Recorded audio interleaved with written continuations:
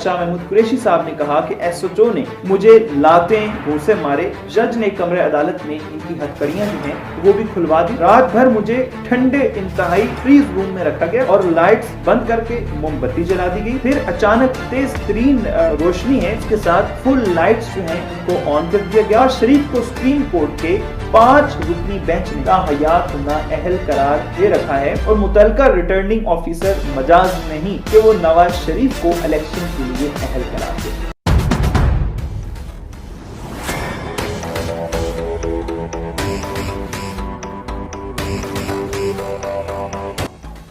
अस्सलाम वालेकुम नाज़रीन, मैं हूं आपका मेज़बान ज़ुल्करनैन शिराज़ी। आपको अपने YouTube और Facebook चैनल पर खुशामदीद कहता हूं।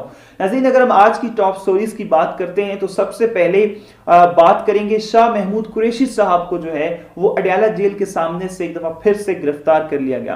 किस अंदाज में गिरफ्तार किया गया इस पर जरूर बात करना चाहूंगा। उसके साथ साथ जो है वो साइफर केस के अंदर जो समाअत ट्रायल था इमरान खान साहब का, वो इमरान खान साहब की दरख्वास्त के ऊपर उसको अदालत ने वक्ती तौर पर रोक दिया है। कागजात नामजदगी जो हैं मियां मोहम्मद नवाज शरीफ साहब के उनके ऊपर एतराजात जो हैं वो थे, इलेक्शन कमीशन ने उसका भी फैसला सुनाया है, उस पर भी बात करेंगे। उसके साथ साथ बिलावल भुट्टो जरदारी साहब जो हैं उनके कागजात नामजदगी के ऊपर भी एतराजात लगाए गए हैं, उसका फैसला बाहर का अभी तक नहीं आया, लेकिन उस पर भी हम इस व्लॉग के अंदर बात करेंगे। बिलावल भुट्टो जरदारी साहब ने जो है वो एक खिताब भी किया है, एक गुफ्तगू भी की है, उसके अंदर उन्होंने अवाम को एक दफा फिर से कौन कौन सा चूरन जो है वो बेचने की कोशिश की है, इस पर भी बात करेंगे। और पार्टीज के अंदर जो गठजोड़ का सिलसिला है उसका आगाज हो चुका है।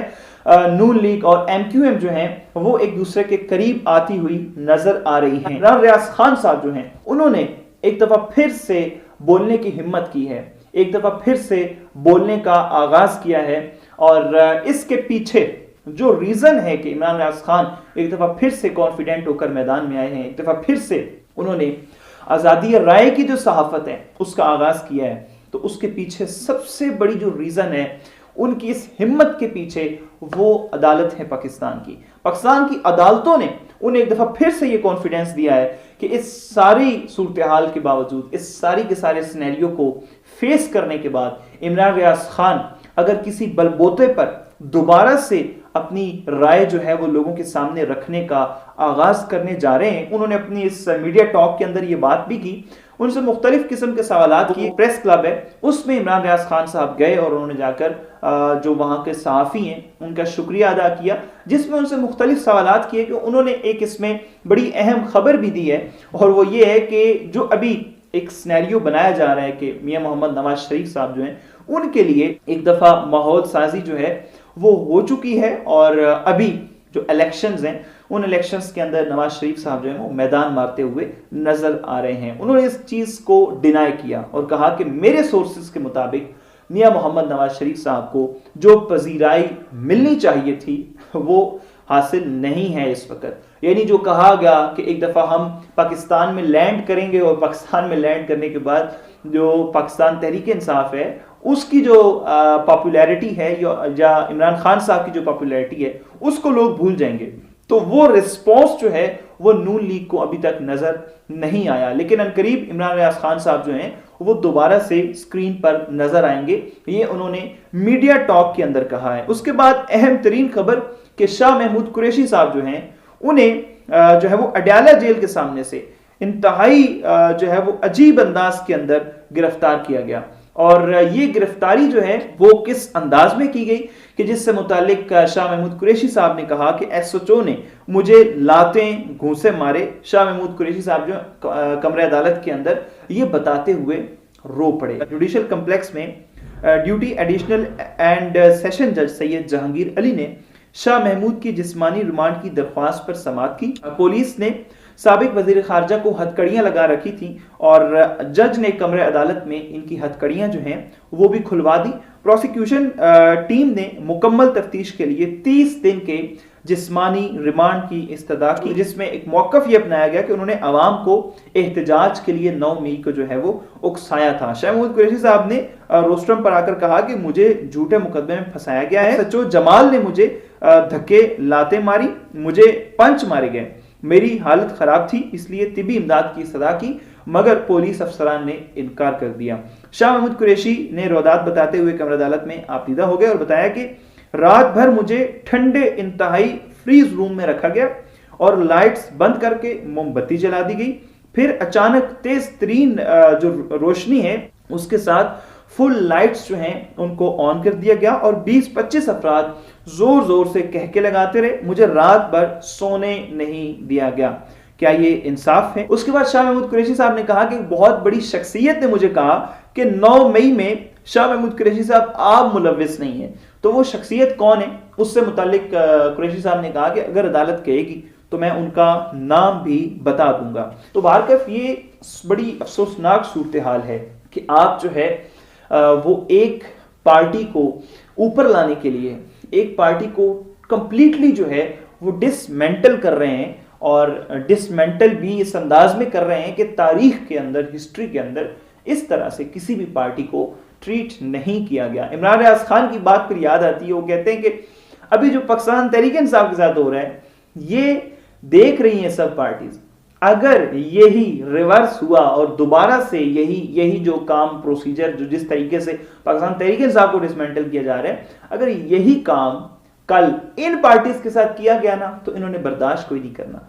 तो वही बात है कि बर्दाश्त आपको भी करना पड़ेगा। अगर ये एक ट्रेंड बनाया जा रहा है पाकिस्तान के अंदर कि एक सियासी पार्टी को बिल्कुल दीवार के साथ लगाया जाएगा और इस तरीके से दीवार के साथ लगाया जाएगा कि उनके घरों पर छापे मारे जाएंगे, उनकी खवातीन को गिरफ्तार किया जाएगा, उनके रहनुमाओं को घूसे और लातें मारी जाएंगी सरेआम और उन्हें इस तरीके से गिरफ्तार किया जाएगा। आजम सवाती साहब ने NA-15 मानसेरा से नवाज शरीफ के कागजात नामजदगी चैलेंज किए हुए थे और उन्होंने इसके अंदर जो मौकफ अपनाया वो ये था, नवाज शरीफ को सुप्रीम कोर्ट के 5 रुकनी बेंच ने ताहयात नाअहल करार दे रखा है और मुतलका रिटर्निंग ऑफिसर मजाज नहीं कि वो नवाज शरीफ को इलेक्शन के लिए अहल करार दें। रिटर्निंग अफसर हाजरा समी ने जो है वो कागजात नामजदगी पर दायर एतराजात पर समाअत की, जिसमें दोनों जानिब से वकला के दलाल मुकम्मल करने के बाद फैसला महफूज कर लिया गया। रिटर्निंग अफसर ने कुछ देर बाद फैसला सुनाते हुए PTI के एतराजात को मुस्तरद कर दिया और नवाज शरीफ को कागजात नामजदगी जो है वो मंजूर कर लिए हैं। क्वेश्चन मार्क है जनाब कि अदालतें जो हैं वो एक शख्स को इश्तिहारी मफरूर करार देती हैं और वो एक 50 रुपए के स्टाम्प पेपर के ऊपर पाकिस्तान को छोड़कर चला जाता है और इलाज का बताकर जाते हैं और वहां जाकर उनकी वीडियोस भी सामने आती हैं कि सरेआम जनाब घूम फिर रहे हैं, सैरें हो रही हैं और बिल्कुल ठीक जैसे ही यहाँ से जाते हैं ठीक हो जाते हैं और फिर पाकिस्तान वापस आते हैं और उनके आमद पर जो है बायोमेट्रिक के लिए टीम्स जाती हैं, उनको बड़े प्रोटोकॉल के साथ जो है वो घर तक लाया जाता है। तो ये सारी की सारी चीज़ें जो हैं वो एक सवालिया निशान लगाती हैं पाकिस्तान के इंसाफ के निज़ाम के ऊपर कि एक शख्स जिसको अदालत ने जो है वो मफरूर और इश्तिहारी करार दिया गया है उसको एक दफ़ा फिर से इलेक्शन लड़ने की जो है वो मौका दिया जा रहा है और एक शख्स जो है उसको जेल में डाल दिया गया है और जेल में डालने के बाद जो है उसकी सारी की सारी पार्टी को भी डिसमेंटल कर दिया गया है। तो ये लेवल प्लेइंग फील्ड जो है ये मिलनी चाहिए, सारी की सारी पार्टीज का हक बनता है कि उन्हें लेवल प्लेइंग फील्ड मिलनी चाहिए। NA-127 में जो है बिलावल के कागजात नामजदगी पर भी एतराज दायर किया गया है, जिसमें ये मौकफ है कि बिलावल साहब ने जो है वो PPP यानी पाकिस्तान पीपल्स पार्टी पार्लियामेंटेरियन जो हैं उसके साथ अपनी वाबस्तगी का इजहार किया है, जबकि बिलावल साहब जो है पाकिस्तान पीपल्स पार्टी के सदर हैं। तो अगर 2 पार्टीज के साथ उनका वास्ता होगा तो वो इलेक्शन में हिस्सा नहीं ले सकते, ये कानून है। पीपल्स पार्टी के इंतखाबी मंशूर का ऐलान जो है वो बिलावल साहब ने कर दिया है और 10 वादे कर लिए हैं जी। जैसे पहले हमारे सियासतदान इस अवाम को जो है वो चूरन बेचते रहे हैं और वादे करते रहे हैं, इसी तरीके से बिलावल साहब ने एक दफ़ा फिर से वादे किए हैं। गड़ी खुदा बख्श में बेनज़ीर भुट्टो की जो बरसी थी उसके अंदर उन्होंने गुफ्तगू करते हुए कहा कि अगर पीपल्स पार्टी इक़्तिदार में आई तो सबसे पहले हर पाकिस्तानी की आमदनी को दुगना करेगी, 300 यूनिट इस्तेमाल करने वालों को मुफ्त बिजली दी जाएगी, पाकिस्तान पीपल्स पार्टी भूख मिटाओ प्रोग्राम शुरू करेगी, हर डिवीजन में यूथ सेनेटर बनाएंगे, बेनजीर इनकम सपोर्ट की तरह किसानों के लिए जो है वो कार्ड बनाए जाएंगे, हुकूमत बनाई तो मजदूरों को बेनजीर मजदूर कार्ड जो है वो बना कर देंगे। तो ये चूरन एक दफा फिर से बेचने की कोशिश की जा रही है। मुस्लिम लीग नून ने मंशूर की तैयारी के लिए अवाम से तजावीज़ तलब कर ली। तो अगर आपके पास कोई मंशूर ही नहीं है तो आपको नजर नहीं आ रहा कि आपने एक 12 से 16 मंथ की एक हुकूमत की है शहबाज शरीफ साहब, और आपको नहीं पता कि पाकिस्तान के क्या मसाइल हैं, आपको नजर नहीं आ रहा। जब आपके पास कोई वे ऑफ वर्क ही नहीं है, आपके पास कोई ट्रैक ही नहीं है जिस पर आपने काम करना है, तो आप फिर किस लिए कागजात नामजदगी जमा करा रहे हैं? आपके पास कोई विजन ही नहीं है, आपके पास कोई बयानिया नहीं बचा। अब आप अवाम से जो है वो राय मांग रहे हैं। आपको नजर नहीं आया इन 15-16 महीने की हुकूमत के अंदर कि पाकिस्तान को किन चैलेंजेस का सामना है। इसके साथ साथ जो है पाकिस्तान पीपल्स पार्टी उसने भी एक दफा फिर से ये चूरन बेचने की कोशिश कर रहे हैं, और इसी तरीके से नून लीग जो है यानी शहबाज शरीफ साहब जो है वो कल कराची का दौरा करेंगे और MQM के साथ सीट एडजस्टमेंट के हवाले से मुलाकात करेंगे। तो ये मुलाकातें और ये मंशूर की जो आवाज़ें हैं ये आना शुरू हो गई हैं। आज तक के लिए अपने मेज़बान जुल्करनैन शिराजी को दीजिए इजाज़त। अल्लाह निगहबान।